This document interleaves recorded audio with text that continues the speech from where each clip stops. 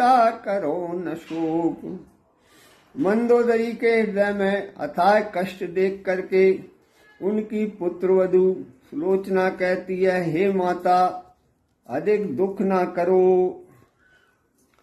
ईश्वर या देश जाति के हित रण में जो प्राण गंवाता है, वही तो जग में जन्मा है, उसकी माता ही माता है। हे माता, ईश्वर या देश जाति के हित में जो अपने प्राण गंवाता है, इस संसार में उसी का जन्म धन्य है और उसी की माता माता कहलाने योग्य होती है। इसलिए मात रोना छोड़ो, यह अवसर रोने योग्य नहीं। जग से इतना ही नाता था और यहाँ कुछ भोग नहीं। इसलिए हे माता, अब रोना छोड़ करके, यह रोने का अवसर नहीं है। उनका संसार से इतना ही नाता था। तुम सी भी संसार में नार न होगी अन्य, देख तुम्हारे चरित्र को कहना पड़ता धन्य।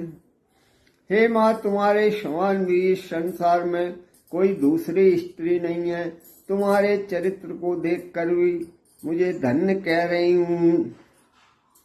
मन के विरुद्ध पति पाकर भी ईश्वर समान अपनाती हो, उसके सुख में दुख पाती हो, उसके सुख में सुख पाती हो।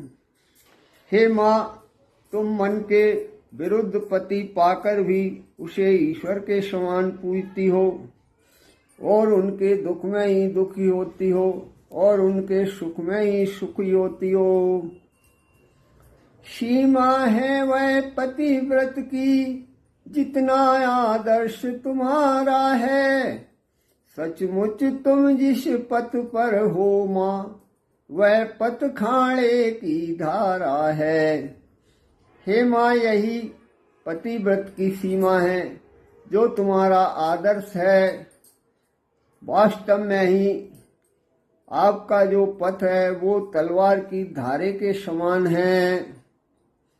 तिस पर यह एक स्वर्ण पन्ना, ग्रंथों में रखा लंका के। श्री इंद्रजीत से बलशाली, संयमी पुत्र को उपजा के।